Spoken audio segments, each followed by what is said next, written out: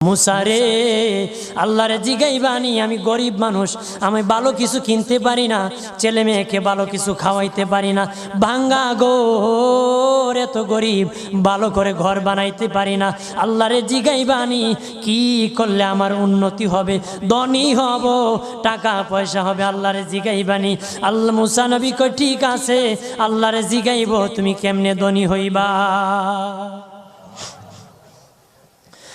আল্লাহ নবী মুসা নবী তিন রাস্তার মোড়ে যা দেখে একটা লোক বসে আছে, তার দুই হাত নাই, দুই পা নাই, দুই হাত নাই, দুই পা নাই।